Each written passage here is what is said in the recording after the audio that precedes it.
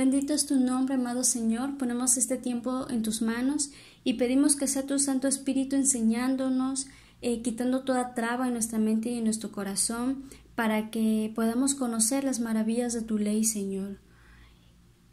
También te pedimos perdón, Señor, si te hemos ofendido en algo, si hemos pecado en algo, Señor. Nos ponemos a cuentas contigo, Padre, porque no queremos que nada estorbe en la comunión con tu palabra, Señor. Te lo pedimos y te lo agradecemos en Cristo Jesús. Amén. Bueno, hoy vamos a comenzar nuestra lectura en Primera de Timoteo. Ya concluimos con el libro de Segunda de Tesalonicenses, así que empezamos con la primera epístola de Pablo a Timoteo. Dice así la bendita palabra de Dios. Pablo, apóstol de Jesucristo, por mandato de Dios nuestro Salvador, y del Señor Jesucristo nuestra esperanza, a Timoteo, verdadero hijo en la fe, gracia, misericordia y paz de Dios nuestro Padre y de Cristo Jesús nuestro Señor. Como te rogué que te quedases en Éfeso cuando fui a Macedonia, para que mandases a algunos que no enseñen diferente doctrina, ni presten atención a fábulas y genealogías interminables, que acarrean disputas más bien que edificación de Dios, que es por fe, así te encargo ahora.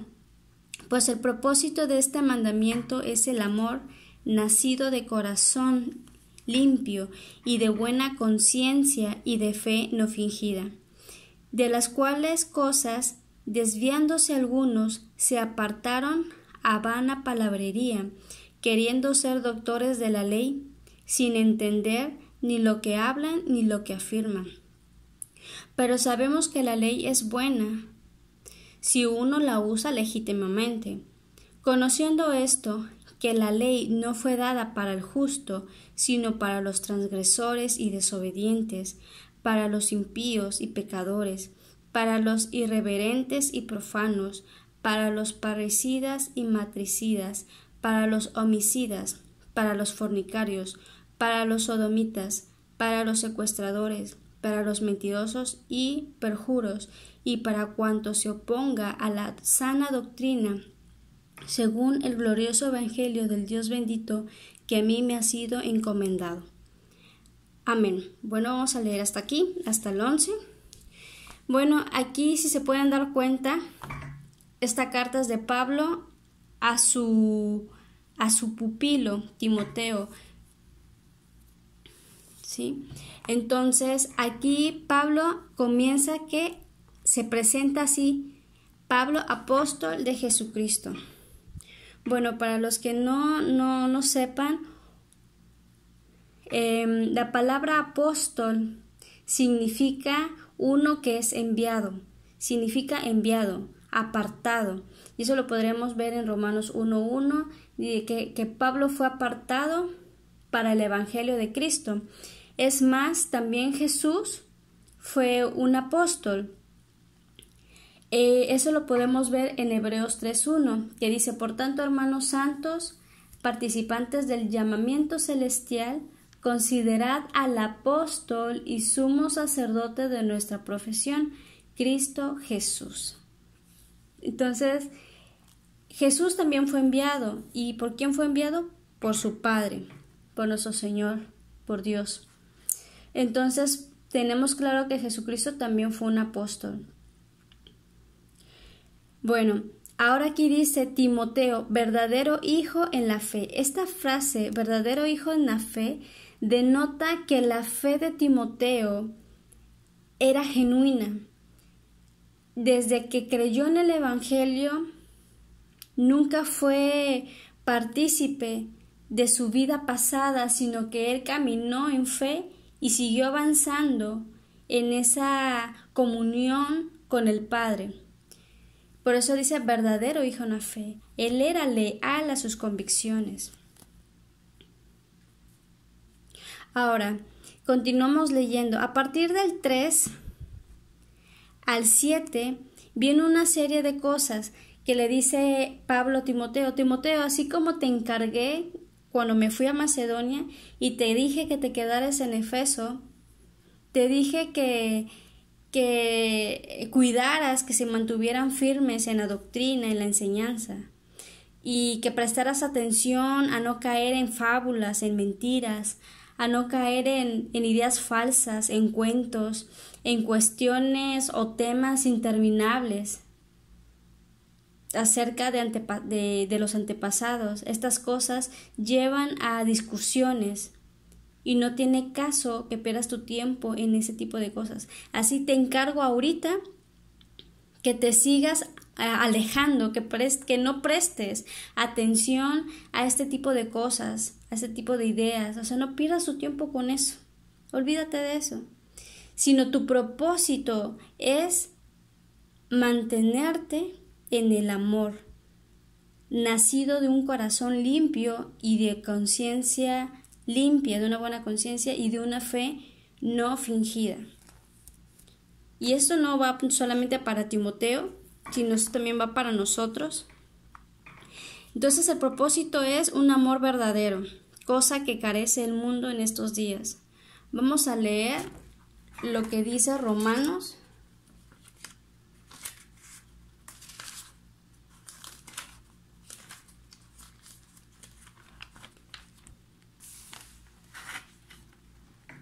Romanos 13, versículo 8 al 10. Dice así la bendita palabra de Dios: no debáis a nadie nada, sino el amaros unos a otros, porque el que ama al prójimo ha cumplido la ley. El que ama al prójimo ha cumplido la ley. Entonces, eso es lo que le decía Pablo a Timoteo. No pierdas tu tiempo en discutir, en prestarles atención a esas personas que quieren enseñarte otro evangelio diferente o que te quieran enseñar ideas falsas que no tienen nada que ver con el evangelio que Jesús dejó. No te pongas a discutir en esas cuestiones que no interminables acerca de los antepasados, porque ese tipo de conversaciones solamente te llevan a discusiones y no te van a llevar nunca a los designios de Dios. Así que ocúpate mejor en el amar a tu prójimo, porque el amar a tu prójimo es cumplir la ley. ¿Sí? Ahora, buena conciencia y fe sincera. Vamos a ver lo que dice 2 de Timoteo 2:2.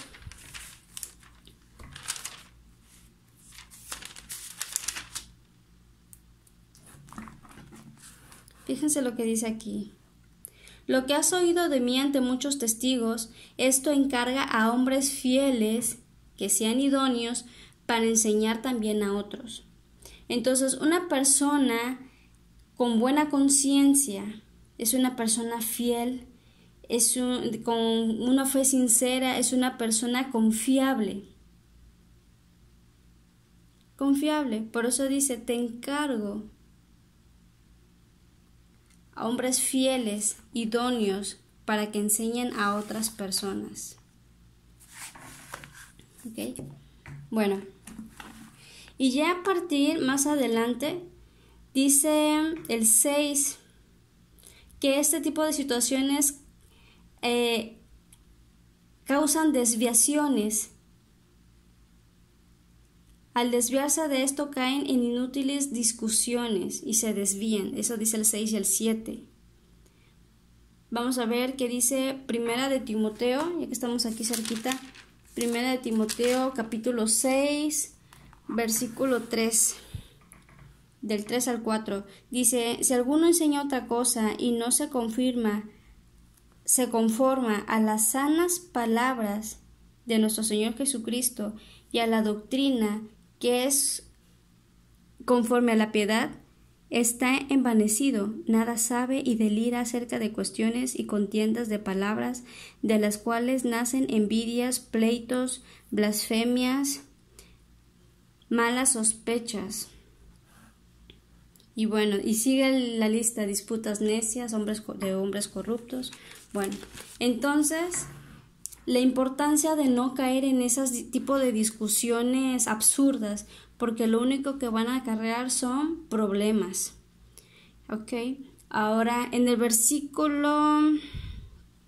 Bueno, ahora el versículo 8 en adelante dice, pero sabemos que la ley es buena si uno la usa legítimamente. Aquí habla de una ley, ¿sí? La ley que estaba en vigente en ese tiempo. Dice, sabemos que la ley es buena si uno la usa legítimamente. Para eso tenemos que estudiar Romanos 7.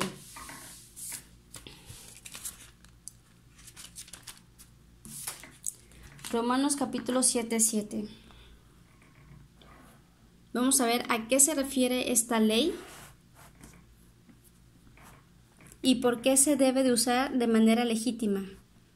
El pecado que mora en mí, eso es lo que dice el título. Dice, ¿qué diremos pues? ¿La ley es pecado? De ninguna manera, pero yo no conocí el pecado sino por la ley, porque tampoco conociera la codicia si la ley no dijera no codiciarás. Aquí vamos a hacer una pausa. Es como cuando le dices al niño, no digas esa palabra porque es grosería. El niño la repitió por imitación, pero no sabía que era pecado o que era algo malo. Cuando uno le dice que es malo, entonces como que pareciera que más lo hiciera, ¿no? Algo parecido es lo que vamos a aprender acá, en estos versículos. Continúa el 8, dice, mas el pecado, tomando ocasión por el mandamiento, produjo en mí toda codicia, porque sin la ley el pecado está muerto. Y yo sin la ley vivía en un tiempo, pero venido el mandamiento, el pecado revivió y yo morí.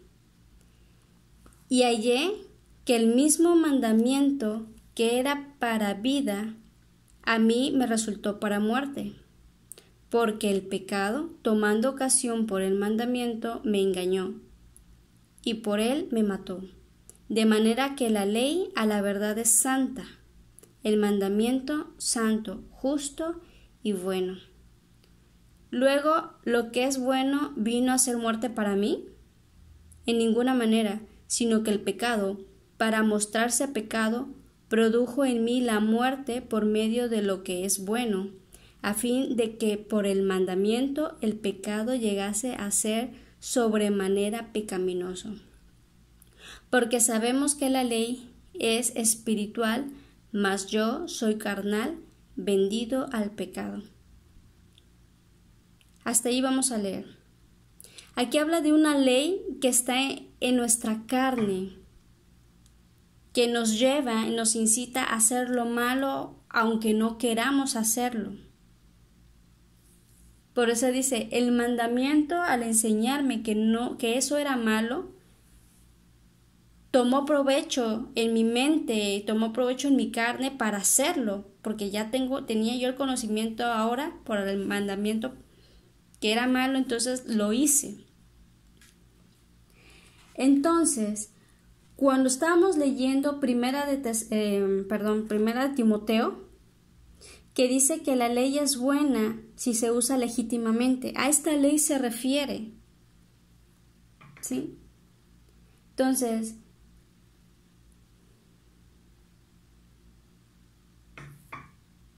a partir del versículo 12 al 13, hasta donde leímos, en resumen, que podemos entender que la ley en sí misma es santa, el mandamiento es santo, justo, bueno. Entonces, dice, si es bueno, ¿por qué me dio muerte? No, lo que pasa es que el pecado, para demostrar que verdaderamente es pecado, me causó la muerte valiéndose de lo bueno. Así, por medio del mandamiento quedó demostrado lo terriblemente malo que es el pecado.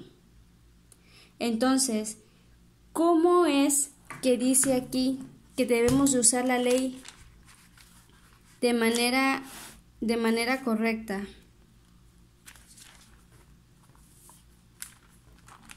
Que la ley es buena si uno la usa legítimamente. ¿Ok? La ley me está diciendo, hey, no hagas esto porque eso no honra a Dios. Entonces es ahí donde tomamos realmente el consejo para apartarnos de eso. Entonces es ahí donde lo usamos de manera legítima. Ahora, ¿qué dice el versículo 9 en adelante? En el 9 dice que la ley fue dada al pecador, no al justo, al que hace lo bueno. ¿Sí? Es como nuestras leyes terrenales. ¿Sí? Nuestras leyes terrenales dicen, bueno, por el que roba, el que asalta, el que viola, son tantos años de cárcel. A través de las leyes podemos ver qué cosas están penalizadas, qué cosas son delitos y cuáles son las consecuencias por tales delitos. Lo mismo pasa con la ley. La ley es buena en el sentido que te dice lo que no debes de hacer. Eso es lo que quiere decir. Entonces, dice que la ley no es para el justo, no es para el obediente a Dios, sino para el pecador, para el que no es justo. Y aquí da una lista, todo el versículo 9 de una lista. Transgresores. ¿Qué es un transgresor? Es un infractor de una ley, de una norma, que es, ahora dice, desobedientes. Son las personas propensas a desobedecer. Ahora dice impíos. Impíos. Son personas sin piedad, sin fe en Dios. Son personas hostiles a todo lo que se refiere a Dios. Y eso lo podemos ver en Isaías 3:11. Ustedes lo pueden leer con tiempo más al rato. Isaías capítulo 3, versículo 11. Ahora dice pecadores. Es un sinónimo de injusto, malvado, alejado de Dios. Y pecado es todo lo que ofende a Dios. Eso es el pecado. Todo lo que ofende, todo lo que te aparta de Dios. Pueden leerlo en primer libro de Juan, capítulo 3, versículo 5. Irreverentes son las personas faltas de respeto, que son insolentes, irrespetuosas. Profano, que no es sagrado ni sirve para fines honrosos.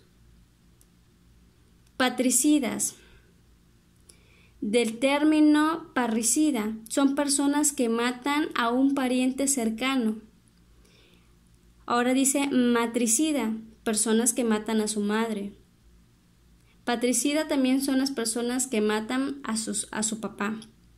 Ahora, homicidas, pues es un asesino, son personas que cometen homicidio. Pero algo interesante en la palabra de Dios que pueden también leer con más tiempo, en el primer libro de Juan, capítulo 3, versículo 15, dice que el que aborrece, el que odia a su prójimo, es un homicida y no tendrá parte con Dios.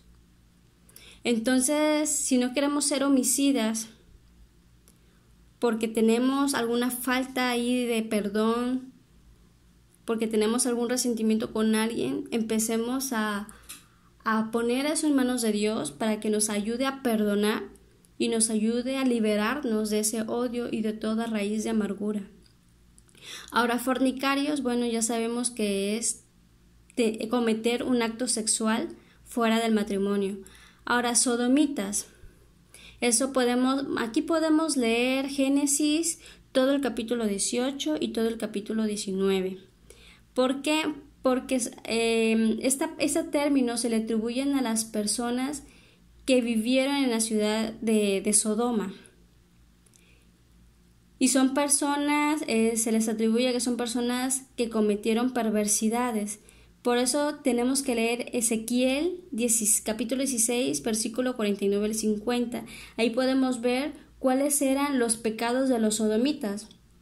Entre ellos eran que eran soberbios, eso viene en Ezequiel 16, soberbia, saciedad de pan, o sea, que eran glotones, la glotonería, ociosos, cometían muchas abominaciones, cosas moralmente repugnantes, según Levítico, capítulo 18, versículo 22.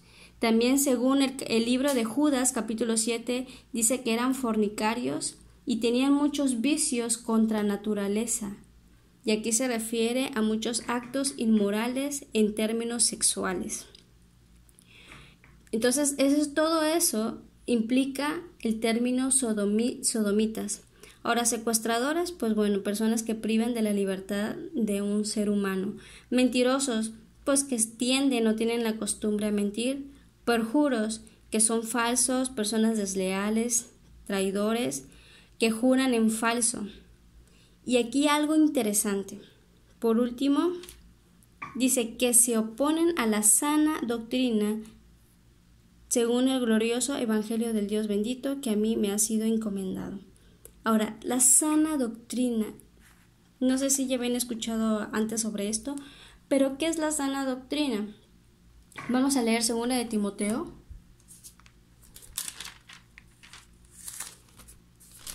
capítulo 4, versículo 2 al 3.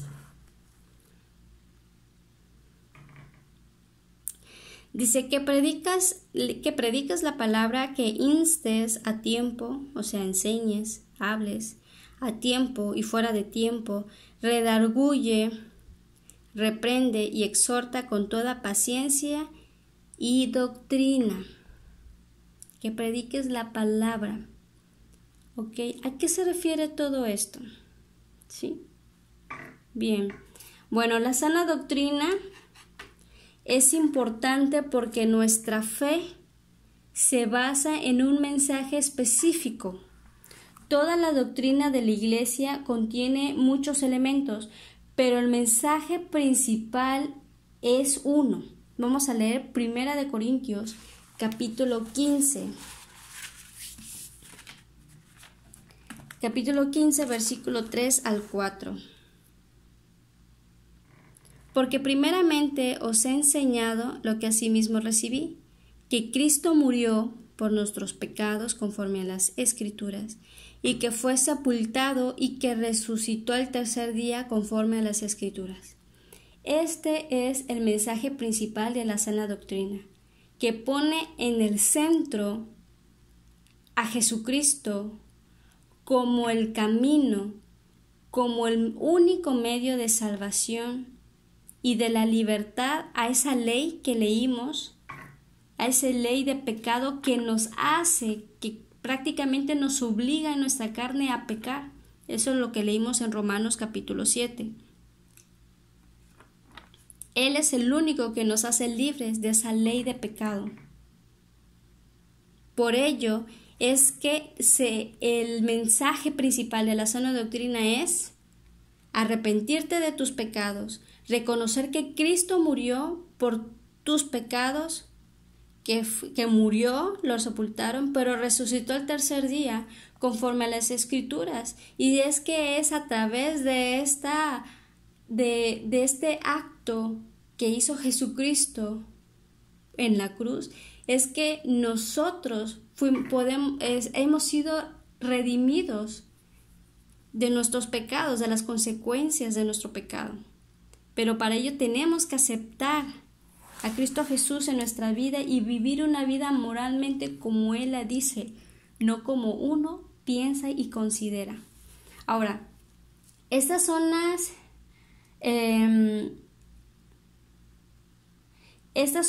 las incuestionables buenas nuevas y son de vital importancia. Cambiar este mensaje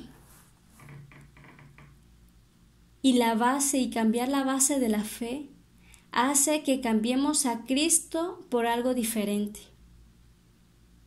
Por eso es que Pablo siempre andaba diciéndole, en este caso a Timoteo, pero siempre le estaba diciendo a los tesalonicenses, a los colosenses, a los que vivían en Éfeso, y en fin, y a todos los que se iban convirtiendo a través de Pablo, del anuncio del Evangelio, es cuídense de las malas enseñanzas, cuídense de aquellos que no les enseñan la sana doctrina, sino que les enseñan una doctrina diferente.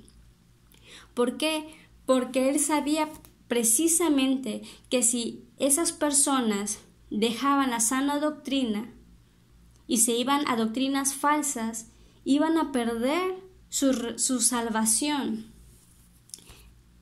Por eso es que este mensaje de la sana doctrina es incuestionable. No se puede cambiar. Se tiene que enseñar tal como es. Nuestro destino eterno depende del escuchar la palabra de verdad, el evangelio de nuestra salvación. Vamos a leer Efesios. Efesios capítulo 1, versículo 13. Acá está, no es mi dedo.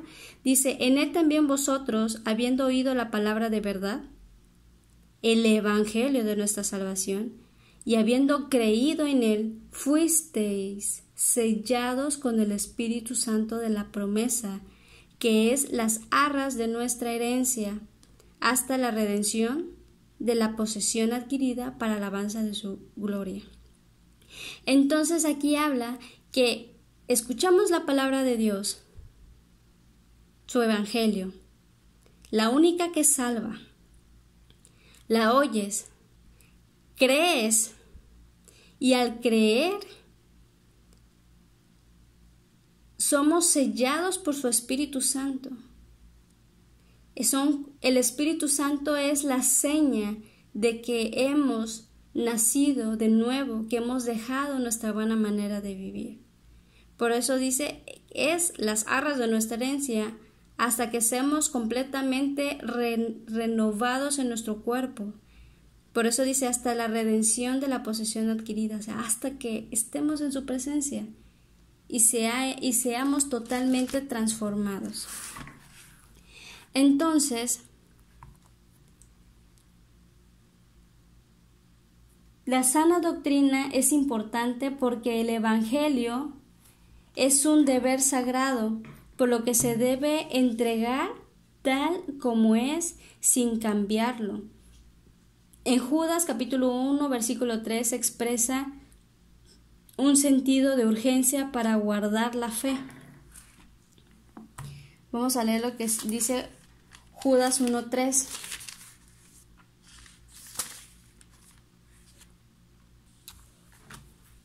Bueno, dice Judas capítulo 1 versículo 3, dice, amados, por la gran solicitud que tenía de escribiros, o sea, por la apurancia que tenía de escribirles acerca de nuestra común salvación, me ha sido necesario escribiros exhortándoos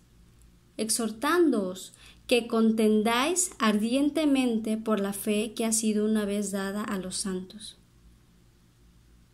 ¿Sí se están dando cuenta? Me ha sido necesario escribirles exhortándoles que contendáis ardientemente. Fíjense la palabra que usa, contender ardientemente por la fe que han recibido, ¿no? La palabra contender lleva a la idea de luchar incansablemente por algo y de dar todo lo que se tiene. La Biblia incluye también una advertencia de no agregar y de no quitar a la palabra de Dios en Apocalipsis capítulo 22 versículo 18 al 19. ¿Sí? Entonces, nosotros que estamos aprendiendo ahorita estamos escudriñando la Biblia, aquí tomemos este consejo que dice Judas, que tenemos que contender, luchar incansablemente por esa fe que hemos recibido. La hemos recibido.